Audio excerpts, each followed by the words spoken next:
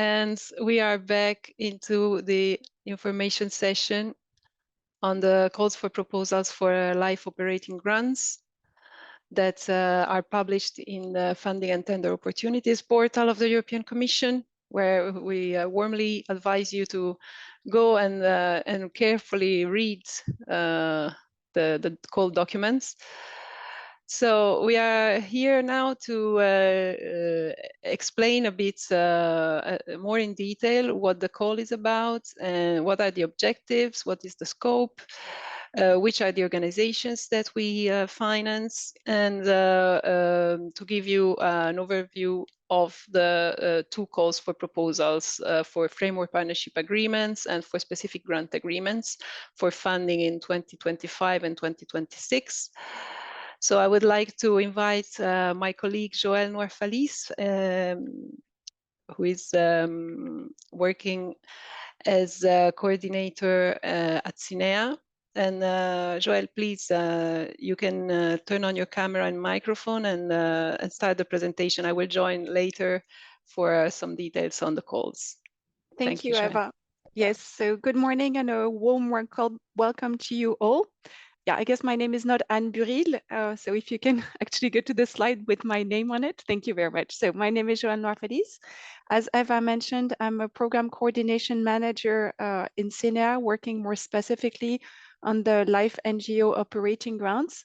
So the previous session was dedicated to the policy updates that were provided by our colleagues from the three different Directorate Generals of the Commission that are the parent organizations of the LIFE program. And what will come next is really a more detailed dive into the currently open calls for proposals for operating grants to nonprofit organizations. We will start with a broad overview of the key distinctive features of this particular funding opportunity. And then we'll go even further into the specificities of the call, the assessment criteria, and the application form. And as Eva said, she will join me later on to go into those nitty-gritties. But first and foremost, if we can go to the next slide. Yes, so as we can see, the possibility to provide operational funding to nonprofit making organization is actually foreseen in the Life Regulation 2021-2027, as it was foreseen in the previous Life regulations. And as stipulated in the regulation, beneficiary organizations must be primarily active in the fields of the environment, climate action, and or clean energy transition. And these organizations must pursue a aim that is of general union interest, and they must make effective contribution to the union policies. The grant that these organizations receive is really to support their functioning and to build their strengths and their capacity to become what are considered to be efficient partners in the development, implementation, and in the enforcement of the union legislation and policies. So really intervening at those different levels. If we can go to the next slide, please. The fields of interventions, as has been repeatedly said this morning, are the field of environment, climate action, and clean energy transition. And you received very detailed presentation on the current policy framework. But organizations that are financed can be active in one or several of these priority areas. So we don't go by the larger the better. That doesn't apply. Organization can actually focus on one specific area or even a sub area of those different fields, and they can be competitive. Eva later on will present to you the organizations that we're currently financing, but just to give you one example, we're financing an organization that specifically work on agroecology currently, and it's just to give you the level of specificity, the niche type of organization that we can finance that doesn't cut across the board, while we have other organizations that are larger and that are actually active in those three different areas of intervention, so much broader organizations. If we can go to the next slide, please. So yes, what type of organizations are we financing? We, as already mentioned before by Anne Buril, there are a number of strict eligibility criteria that apply. They are spelled out in the call documents, and we will explain them in detail to you a bit later on. But at this point in time, just some general rules for you to understand the general frame. So these organizations, they have to be nonprofit making, and they have to be active in the fields of the LIFE program, as we've already mentioned. They must be independent from political and commercial interests. So very much in line with the definition for NGOs that will come in the future financial regulation, as Clara Hirschman just explained to you. In addition to this independence, they must be active at EU level. So the criteria stipulates that organizations funded via the LIFE operating grants must have a structure and demonstrate activities in at least 3 EU member states or countries that are associated to the LIFE program. Countries associated to the LIFE program as I speak are Iceland, Moldova, North Macedonia, and Ukraine. And those entities have to demonstrate an EU added value in their intervention. As I said, the eligibility criteria are spelled out in the call document, but they will be again repeated to you by my colleague Eva a bit later on. Next slide, please. So I was speaking about added value, the EU added value.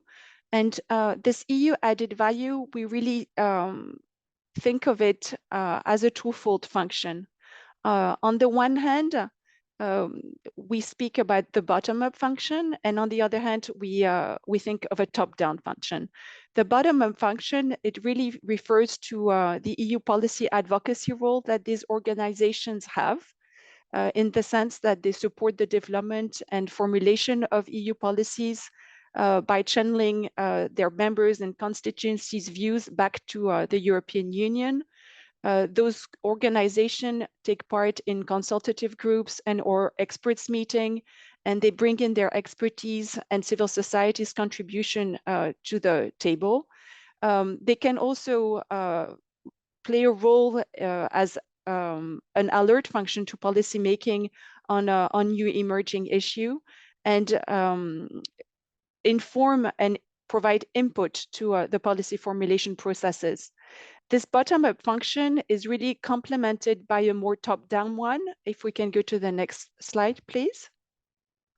So this more top-down function is a supporting function for the implementation aspects of EU policy implementation, whereby beneficiary organization really engage in the monitoring and transposition of the implementation of the acquis in EU member states.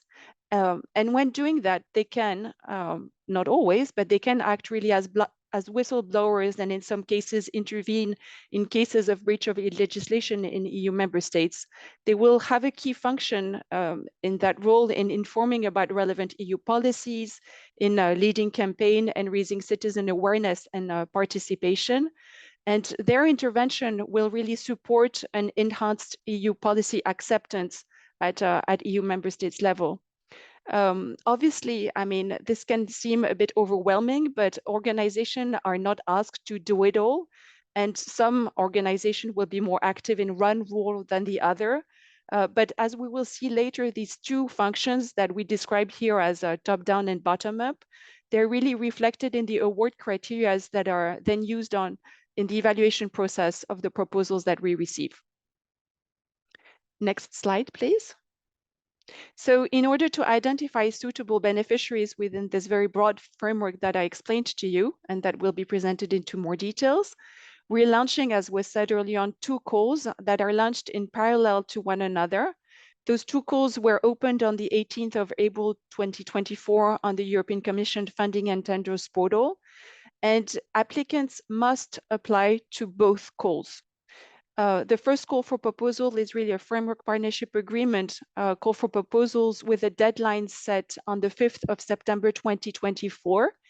And successful applicants will sign a 2-year partnership that will, as Anne Buril explained, cover their fiscal year 2025-2026. It has to be understood that this framework partnership agreement doesn't entitle them to any funding, but really sets a framework for support. And organizations that have successfully signed a framework partnership agreement are basically eligible for a specific grant agreement for which a call for proposal that is this time launched in parallel for time reasons. And the call for proposals for specific grant agreements that requires a detailed description of the first year action plan and the financial needs for implementing it will have a deadline set, has a deadline set on the 17th of September 2024. So applicants that have successfully secured a framework partnership agreement will have their proposals for a specific grant agreement evaluated. And that specific grant agreement will cover the first year of the framework partnership agreement, namely the fiscal year 2025 of the organization. If we can go to the next slide, please. So as previously said, the framework partnership agreement sets a framework for 2 years, but it has no budgetary commitment attached to it, while the specific grant agreement comes with a detailed budget, which comprises a maximum EU co-funding of up to 70% of total eligible costs. So when applying for the specific grant agreement, when preparing your application, be aware that the EU funding that you can ask for cannot exceed 70% of total eligible costs for the implementation of that specific agreement. And this co-funding cannot exceed 700,000 euros. So there is the double ceiling of 70% and 700,000 euros. For those of you who are familiar with the previous LIFE program, we do not have a limitation to the amount in relation to the amounts that were previously asked. So there was in the past a cap on the amount that could be requested in relation to the amount that had been secured in the previous year. This capping no longer exists. And as we've said before, the application process is to be done via the funding and tender portal, and it will require applicants to register in the participant registers first.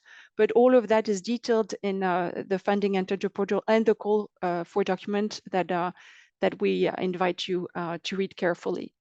A final point that I will highlight is a financial simplification, which is presented on the next slide.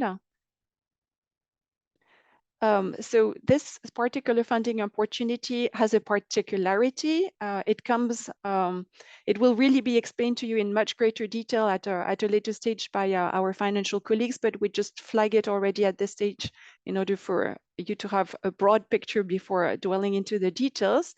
This operating grant calls for proposal is a call that makes use of what we call the simplified cost option. And a simplified cost option in the case of the operating grant is a flat rate, whereby we ask applicants to provide only the details of the foreseen personal costs in their specific grant agreement application form. And then there is a flat rate of 50%, which is applied to the defined total personal costs that are needed. And by applying this 50% flat rate to personal costs, we come up with a total eligible cost amount, which is the one that is then inscribed into the grant agreement. This 50% covers all other costs, the costs that are not personal costs and that are incurred by the beneficiary. No details are asked at application stage on those other costs, nor are any detail asked at a later stage if a grant agreement is signed during reporting time. This 50% is really based on historical data. It was introduced in the previous rounds for calls for operating grants, and we had some very positive feedback on its use. So we've decided to keep it for the time being. What I've done was really to give you a quick overview of what you can anticipate in those two calls for proposals. But I'll now pass the floor to my colleague Eva, and she will really give you the nitty-gritties of what you can expect. Thank you, Joël. Thank you very much for this general overview, which is also quite interesting for our future applicants, I think, so that they know what is expecting them. However, can I have the next slide, please? Okay, so now we will have this joint presentation with Joel. I will go into the details of the application process. But first, I would like to quickly go through a few slides on the previous calls for operating grants, just to give you an idea how it went with the applications and the selection of the last applications. So there was in 2021, so the last call for proposals for framework partnership agreements, an indicative budget of 44 million euros for 3 years, because yeah, this time it's 2 years, but in the past it was 3 years last time. We received 59 applications. With a total requested EU contribution of around 68 million euros.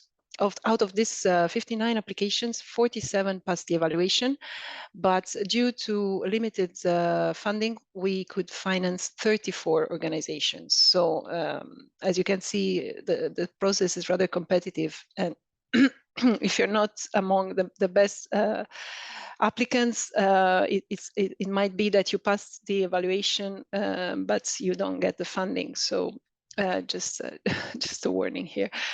The average grant for these applications that were awarded last time is around 445,000 euros per year.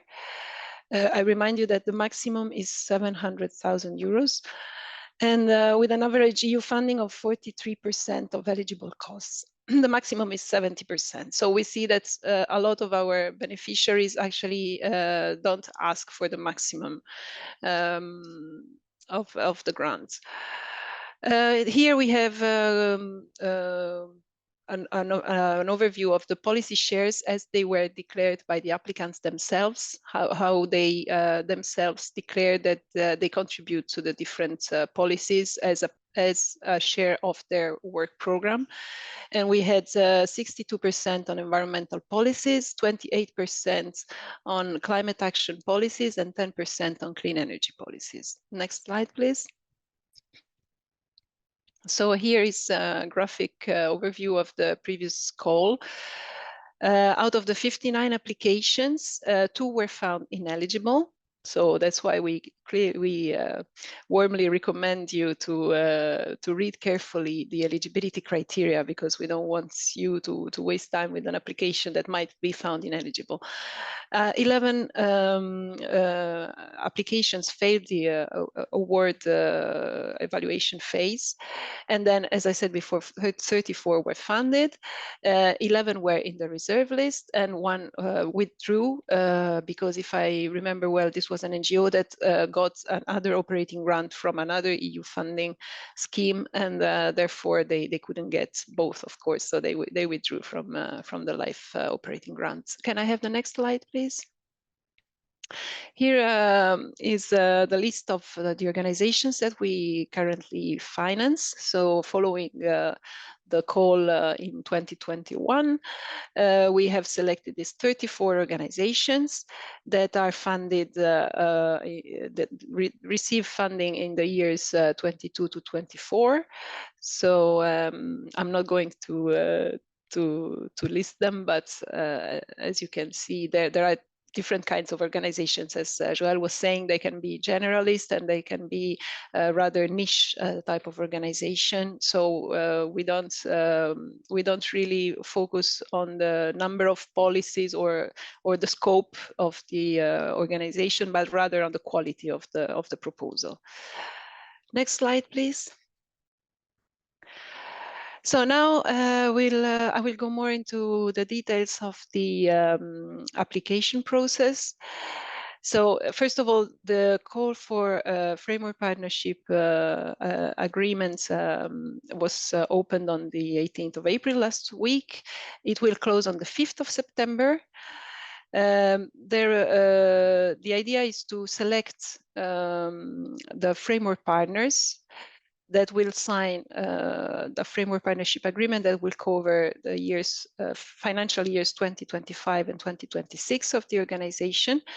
So that's why here in this proposal, we would advise you to focus on the 2-year strategy of the organization, including outline of activities that you will probably base on experience from previous years, maybe on the policy focus that we also saw this morning, the different priorities that are upcoming in the pipeline.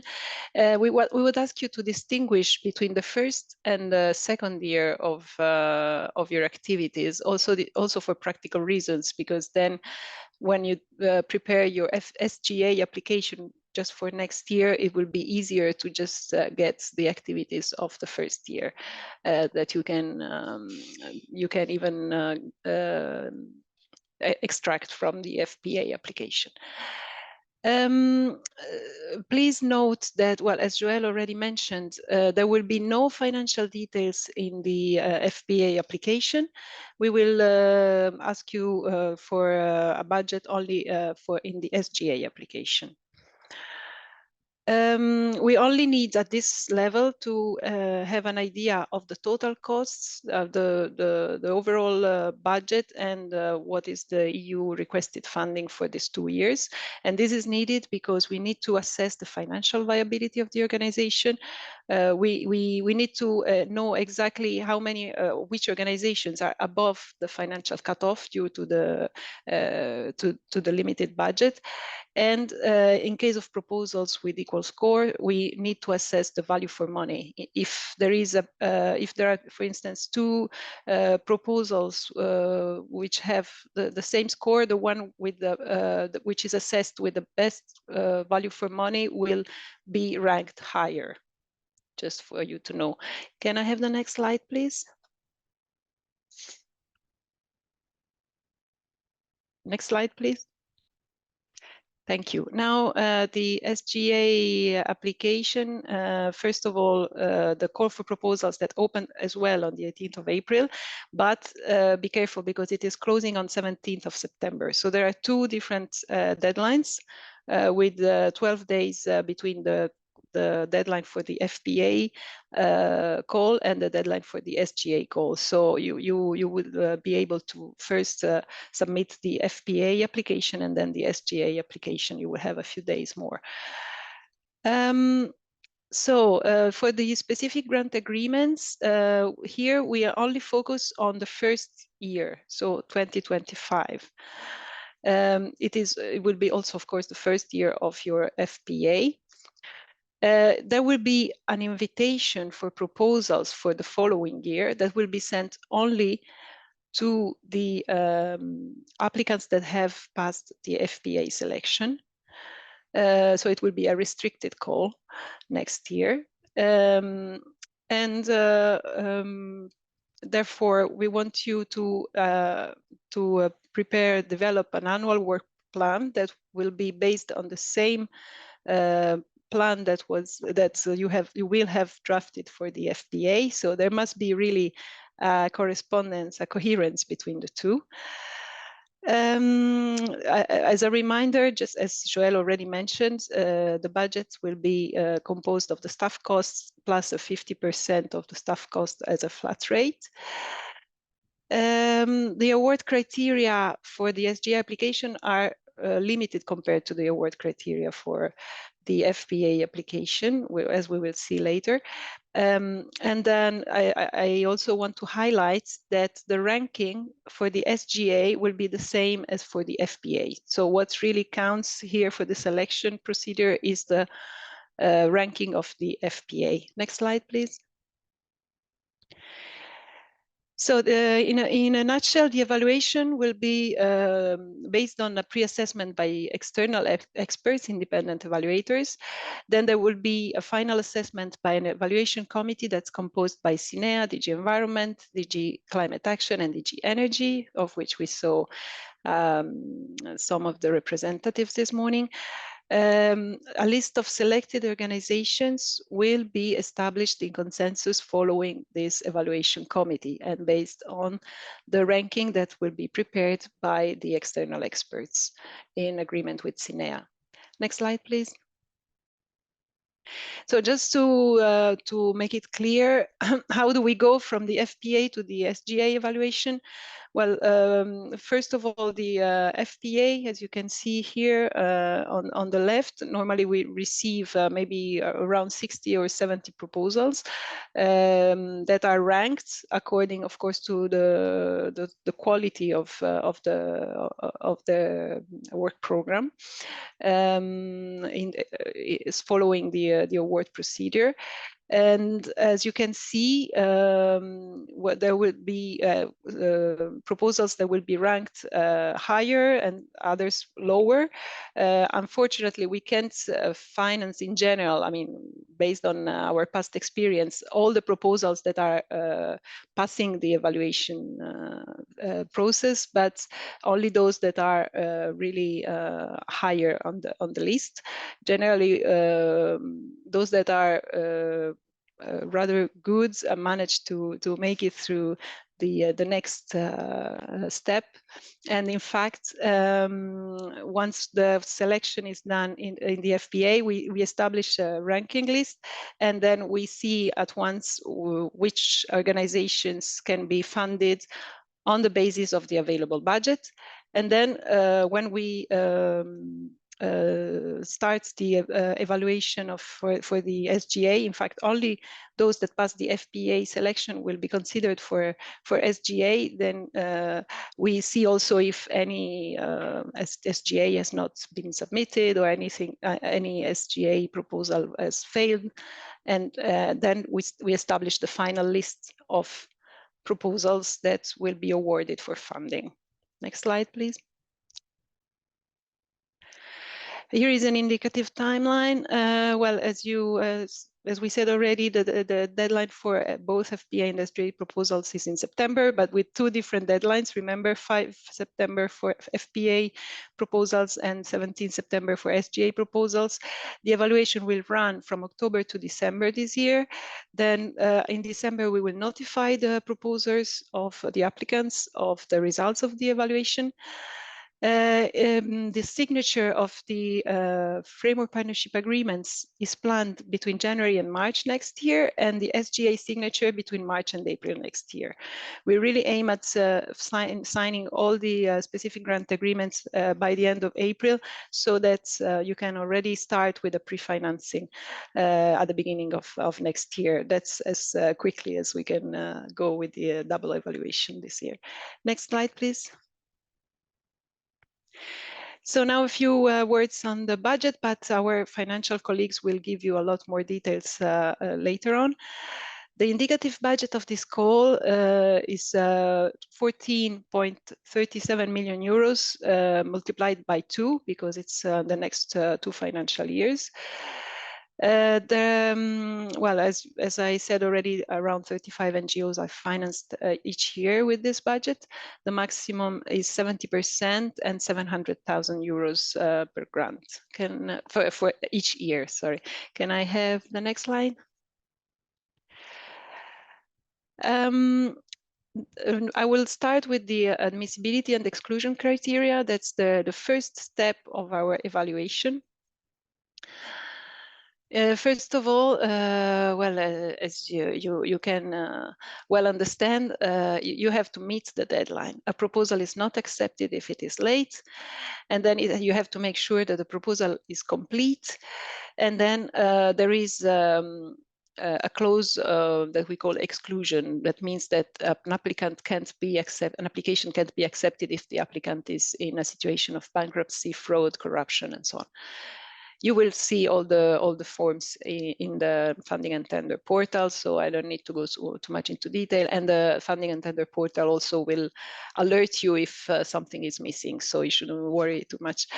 As a reminder, you should apply at the same time for the framework partnership agreement and the specific grant agreements by using the application forms that are in the funding and tender portal.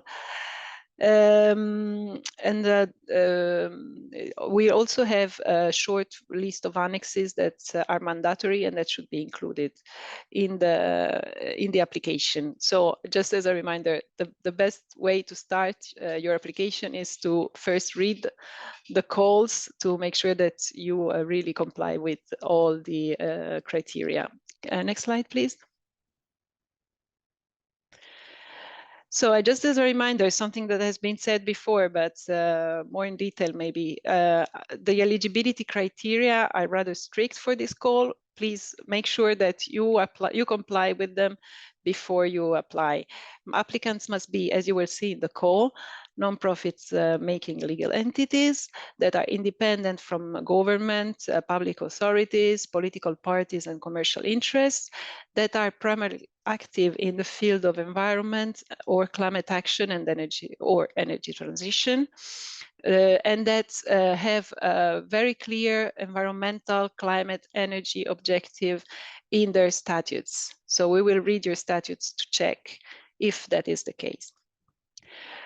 Applicants must aim at the public good and sustainable development, or at the implementation and enforcement of EU environmental or climate policy and legislation, including clean energy transition, since the last call, and they must be active at European Union level with the structure and activities covering at least 3 EU member states or countries associated to the LIFE program. That's something that was listed before by my colleague Joël. I know this criterion is a bit tricky because some applicants might not know what it means to have structure and activities covering at least 3 European Union member states. It's something really we check case by case.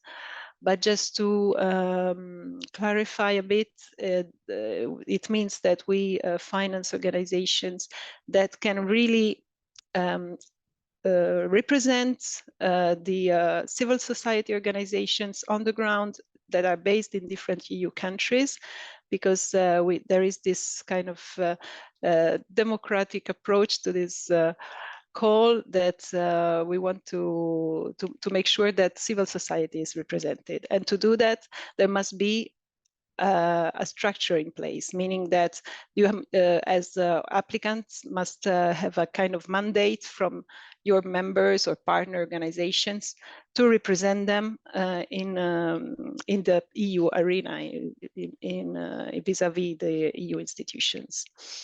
Next slide, please.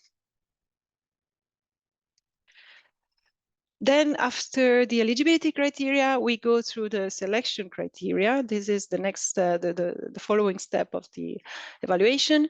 These are the operational capacity and the financial capacity checks.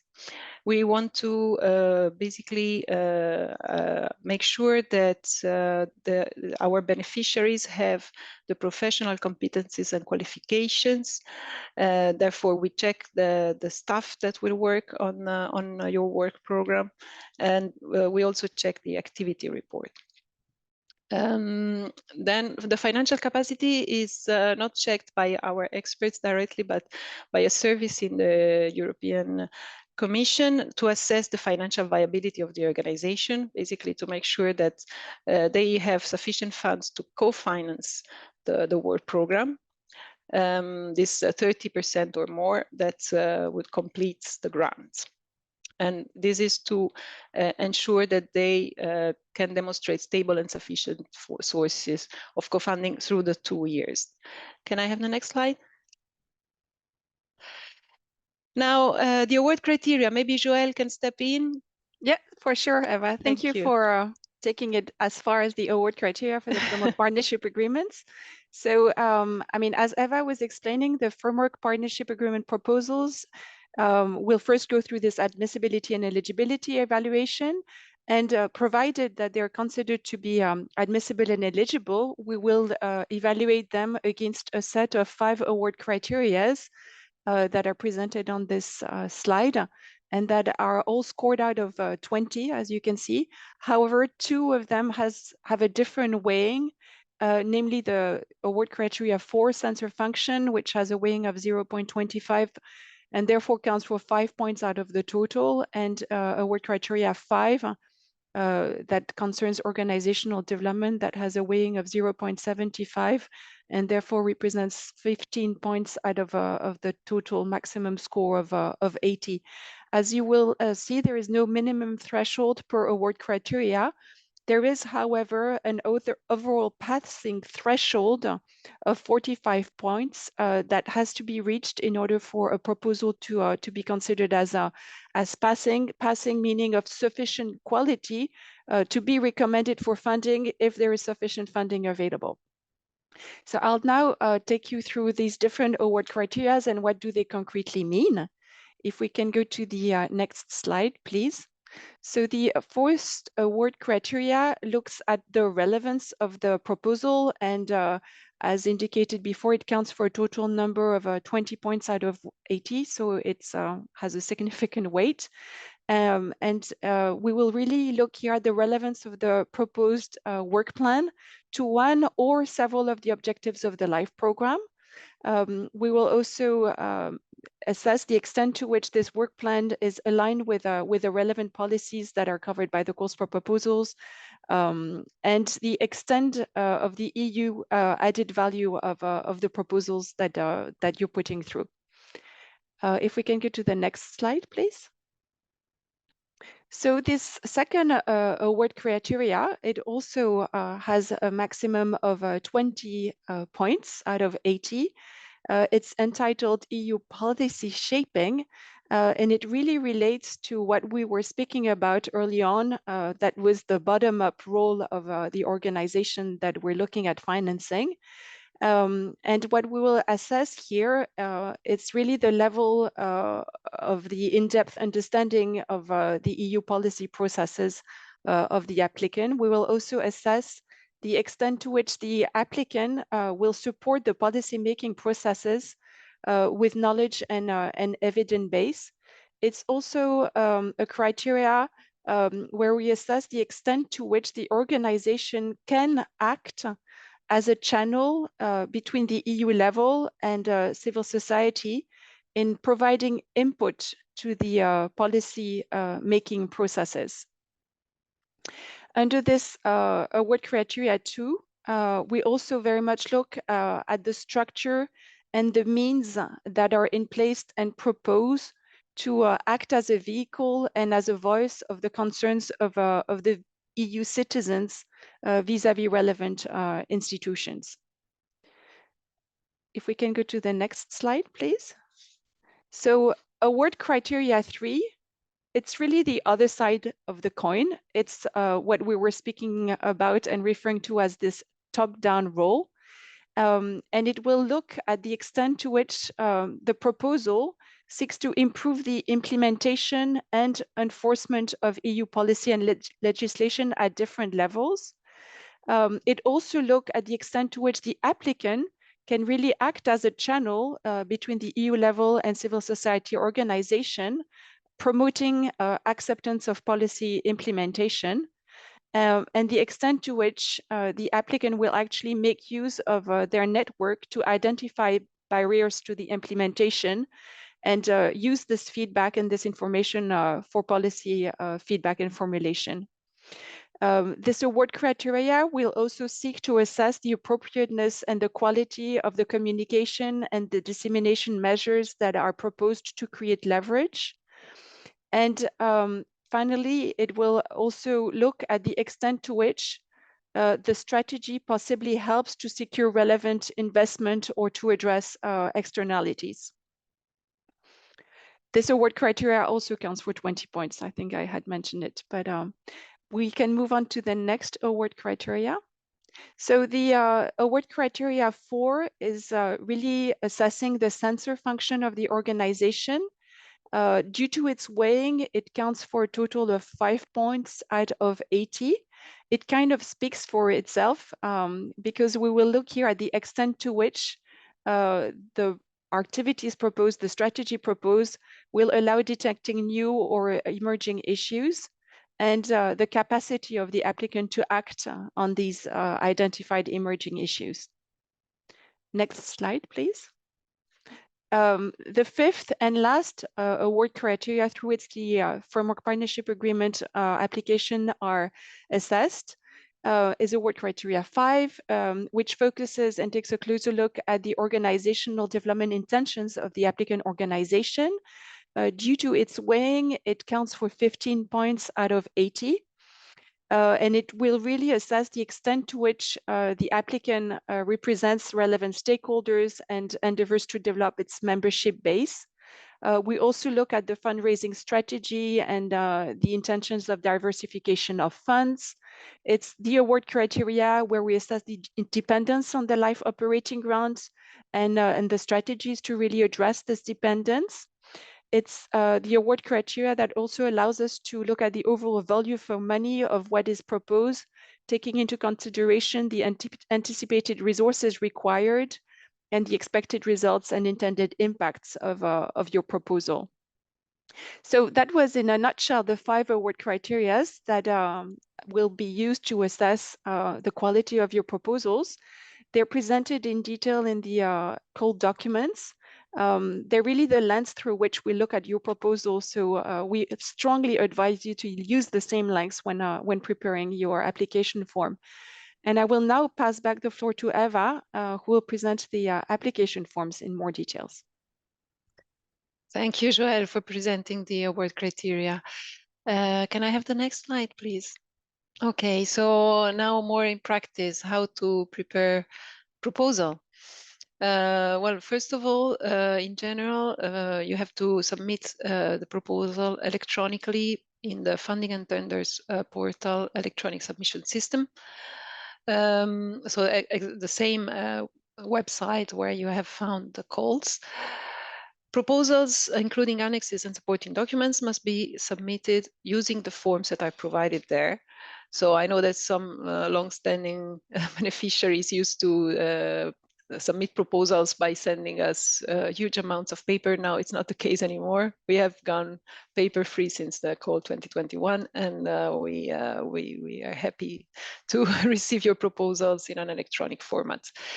The application forms consist of Part A, Part B, and Part C. The Part A is exclusively administrative information and also the budget that is related to the work plan. And this Part A is filled in directly online. Application form Part B is a different format because it is a document, a Word document that is downloaded from the portal that is completed on your computer and then re-uploaded on the portal. This contains the main body of your proposal, the technical description of the work plan. And Part C, finally, is also a form that is filled online that contains some very basic key performance indicators. Next slide, please. Now, more in detail, Part B, as I said, is the main body of your proposal. It must be, so it's a Word document that must be no longer than 90 pages.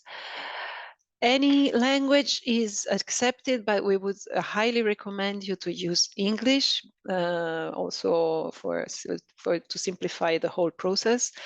We would ask you to follow carefully all the instructions that are contained in the template. And please note that the instructions sometimes refer to other types of grants. So make sure that you actually you focus on the instructions for operating grants.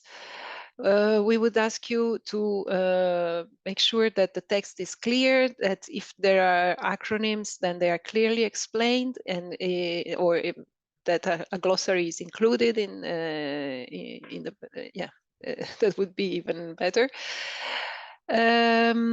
Please note that when you type in the project's name and acronym, it doesn't have to be an invented name. It has to be the name and acronym of your organization in this case. We would also ask to please provide proper background and context so that we know what is the situation that where you're evolving as an organization and what are the main issues that you want to address. Next slide, please.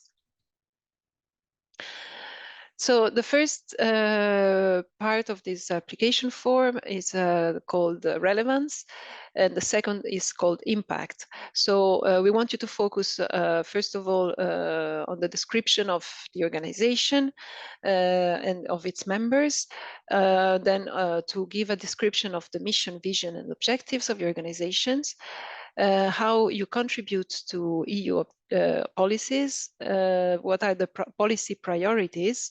Well, here there is just a simple boxes to tick where you can find different types of policies, and you will tell us what is the share of policy contribution of your work program, whether it is mostly on environmental policies or on climate policies, on energy related policies. Then please describe clearly the evidence base and the problems that you want to target, the target groups, the outreach, and the impact that you expect from your activities. Next slide, please. So then we have a chapter called implementation, where you will really describe the biannual action plan of your organization with the list of work packages. You are recommended to describe activities based on thematic areas, and to divide activities by year of implementation. So as I said before, you can do it otherwise, but it would be simpler if you divide it by first and second year, also to make your SGA application easier. There is work package 1 for all applicants, which is focused on organizational development and capacity building. And then the other work packages, work package 2 and the following, should be for all the other activities, and you can give a title to each work package that would be based on the thematic area of your different thematic areas that you are going to focus on. You can create as many work packages as you wish by copy pasting the template of work package 2. Please, can I have the next slide? I realize that we are a bit behind schedule, so I will try to rush a bit. Then we have in this application form the timetable first. Here you should, you will see there are two different timetables. We would advise you to use the one, the first one, projects up to 2 years. Then you should give us some details about what you intend to do in terms of communication, dissemination, and visibility of life funding. Concerning resources, you have to describe how you intend to manage the work program, the activities, and the use of resources, the budget, how you intend to ensure the good quality, the monitoring of your activities, the planning, and the control of work program implementation. You will provide us a multi-annual budget estimate and the risk management, describing the risks that could come up and how you intend to address them. Next slide, please. There are some mandatory annexes and supporting documents, as we mentioned before, the status of the organization, a list of members of the executive board or the steering body or administrative body, with the names and title of the persons that are in these bodies, the applicant's activity report of last year, and the participants' information, which is a description of the main staff that will be involved in the implementation of the work program. Next slide, please. Now, quickly on the application forms for the specific grant agreement. There is also there, it's the same structure basically. Part B is the main body of these of these application forms with the maximum number of pages of 45 pages. So it was 90 for the FPA. Logically, it's 45 for the specific grant agreement because it will cover only the first year, that is 2025. We would ask, I once again advise you to use English. We would ask you to be clear and include a glossary if there are many acronyms. We would remind you that it is not allowed with operating grants to include funding for third parties and volunteers costs. We know that a lot of NGOs work with their partners or member organizations, and in fact, we recommend to work with them, but you should keep in mind that it's a mono-beneficiary grant. Therefore, well, the costs that may be incurred by partners are not cannot be claimed, but you will have more details there in the financial presentation. For the relevance part, here, the SGA, we don't want to know what is the relevance of your work program to the policies, but rather to the framework partnership. So since the framework partnership is the place where we establish, where we actually do the selection in the specific grant agreement, we will just want to know if it is in line with the framework partnership agreement's work plan. For the first year of the FPA, therefore, we will ask you how you will intend to implement your activities. There will be a list of work packages, just as in the FPA application. And as in the FPA application, there will be our first work package on organizational development, and then work packages 2 and following on all the activities by thematic areas. Next slide, please.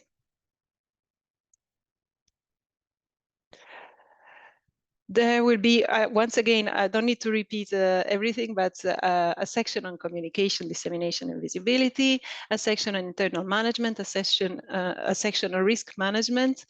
Then we ask you to declare that you don't receive other EU operating grants. There is a timetable. Once again, we ask you to fill it in, but it's very, very simple. Very schematic. And then more important, in the SGA application, you have to fill in the estimated budget that you will see more in detail later, but it's rather simple as well, because it is, you have basically to insert what you intend to have as personal costs and add 50% to that, which is the flat rate that will cover all other costs, including subcontracting, travel, equipment, rental, and so on and so forth. Next slide, please. Sorry, I forgot to mention, of course, you have to also clearly state what is the requested EU contribution, what is the grant that you want to ask. That's the most important. So this is the end of my presentation. I would like to thank you for listening, and I know that we have a lot of questions waiting for us.